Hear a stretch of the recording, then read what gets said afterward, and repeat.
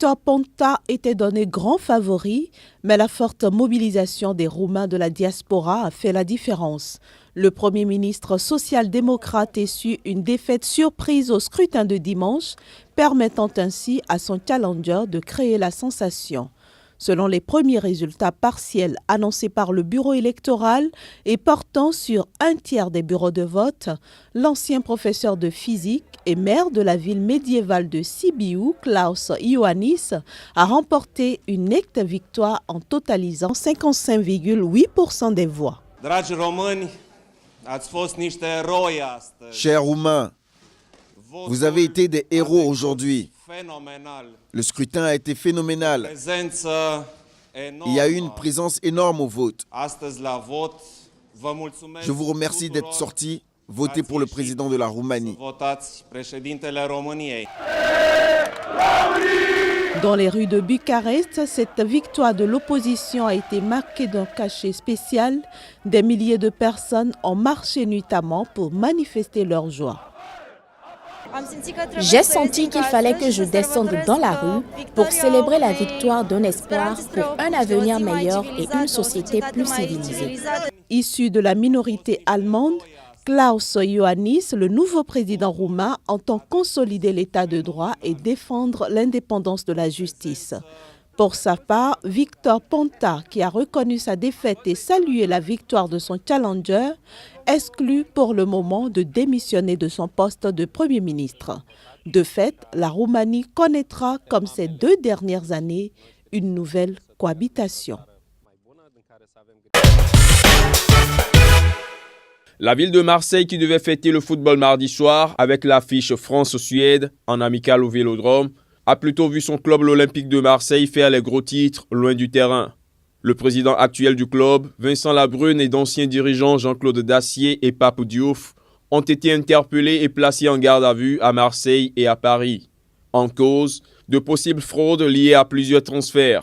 Les enquêteurs estiment avoir suffisamment d'éléments pour passer au crible la gestion présente et passée de l'OM et des transferts présumés litigieux. Le transfert de l'attaquant vedette André-Pierre Gignac de Toulouse à Marseille en 2010 est dans le collimateur des enquêteurs. Des perquisitions ont déjà eu lieu au siège de l'Olympique de Marseille il y a quelques mois, lors desquelles des documents ont été saisis. Les enquêteurs s'interrogent sur l'existence d'éventuelles commissions dans le cadre de plusieurs transferts, dont celui de Gignac. Ailleurs, dans une affaire distincte, une série de perquisitions a été menée mardi matin à Nîmes, Andieur, Caen et Dijon. Ces perquisitions ont permis une dizaine d'interpellations, dont celle de l'actuel président du Nîmes Olympique, Jean-Marc Conrad, du président de Caen, Jean-François Fortin, et de l'entraîneur de Dijon, Olivier Dalloglio, qui sont en garde à vue. Au cœur de l'enquête, des matchs de Nîmes qui auraient exercé des pressions et proposé des arrangements afin d'éviter la rétrogradation la saison dernière. La figure centrale du dossier est l'actionnaire principal du Nîmes Olympique, Serge Kasparian, actuellement écroué dans une affaire du cercle de jeux cadet à Paris. En effet, c'est en enquêtant sur le cercle que les enquêteurs du service central des courses et jeux ont eu la conviction que des matchs de foot avaient été truqués lors de la dernière saison de Ligue 2. En clair, les enquêteurs se demandent si Kasparian n'a pas tenté d'arranger des matchs pour que Nîmes reste en Ligue 2, ce qui était crucial pour lui au moment où il entrait dans le capital du club gardois. Parmi les matchs suspectés figure Caen-Nîmes du 13 mai. Le résultat nul 1 but partout avait permis à Caen de faire un grand pas vers la montée en Ligue 1 et à Nîmes de quasiment assurer son maintien en Ligue 2. Le père John Seyondo officiait ici, dans cette communauté pauvre et montagneuse de Guerrero, Nejapa. Il avait quitté l'Ouganda il y a 6 ans pour venir au Mexique comme missionnaire. Tombé amoureux du pays, il y est resté. Mais le 30 avril, il a été enlevé après une messe dans un autre village au vu au sud de tout le monde. Ses restes ont été récemment retrouvés à plus de 150 km au sud, dans une fosse commune, avec 13 autres corps. À Nejapa, il était un homme très apprécié, voire chéri des fidèles. C'était un homme très pacifique, paisible, qui savait comprendre les gens. Il s'est toujours efforcé de comprendre les gens. Il comprenait et il en aidait beaucoup. Un homme bon de 55 ans, mais à la parole forte. Une des versions mentionnées par l'église de Guerrero et que le prêtre aurait refusé de baptiser le fils d'un membre du gang local qui se serait vengé. D'autres habitants affirment qu'il gênait ici et mentionnent des conflits avec le maire, mais aucune certitude n'existe. Je n'ai pas peur de mourir pour dire la vérité. Je sais que ceux qui lui ont fait du mal sont d'ici car il les corrigeait, comme les prophètes qui sont morts parce qu'ils dénonçaient le mal. Et lui, pour avoir dénoncé le mal, il a perdu la vie. Cet assassinat intervient en pleine crise provoquée par le probable massacre de 43 étudiants dans ce même état de Guerrero fin septembre. Étudiants, prêtres, hommes d'affaires, fonctionnaires ou élus, toute la société mexicaine est touchée par cette violence extrême.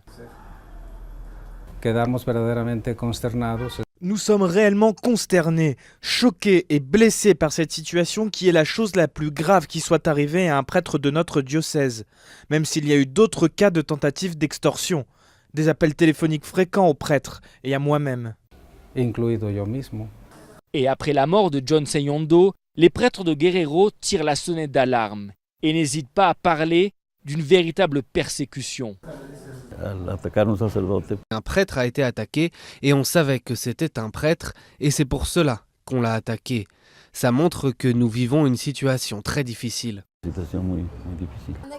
Dans une région où la guerre entre les cartels de la drogue fait rage et où l'État est en réelle faillite, l'Église tente d'agir pour éviter d'autres agressions. Éviter de se déplacer seul est l'une d'elles. Des mesures dérisoires face à l'horreur que vit la région.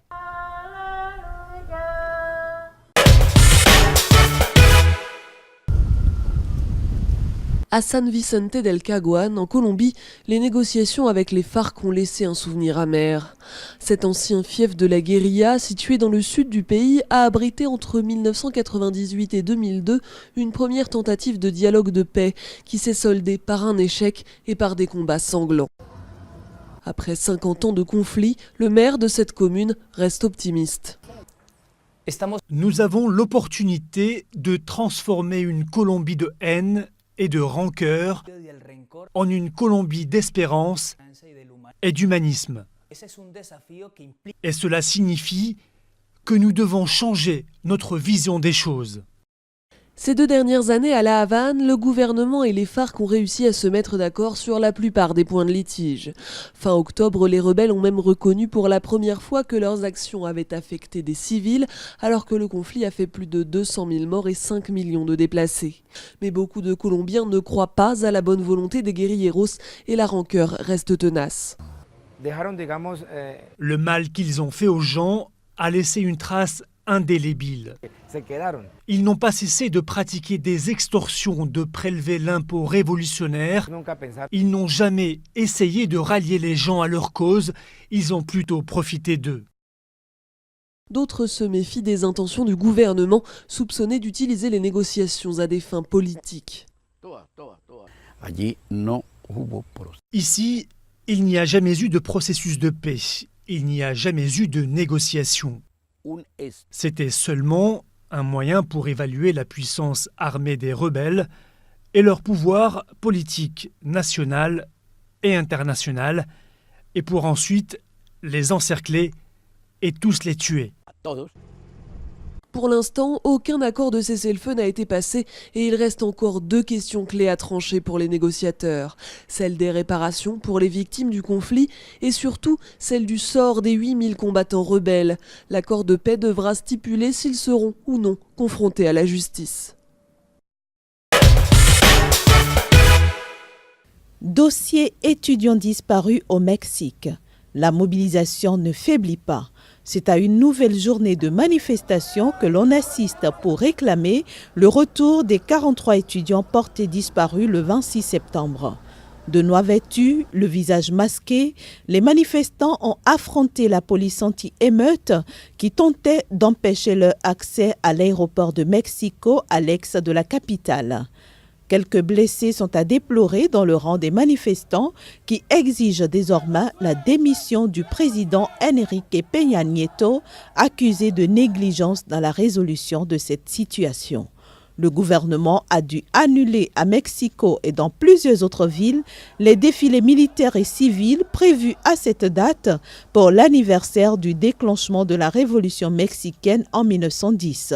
Sont attendues des manifestations de protestation dans une vingtaine d'autres villes mexicaines, mais aussi aux États-Unis, en Europe, en Amérique centrale et du Sud.